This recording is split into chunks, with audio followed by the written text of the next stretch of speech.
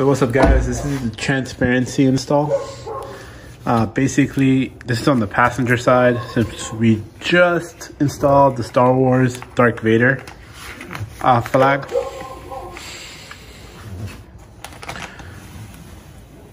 So it still gives you option to see through the window without blocking your view. Yeah, it's cool. That's why I'm coughing.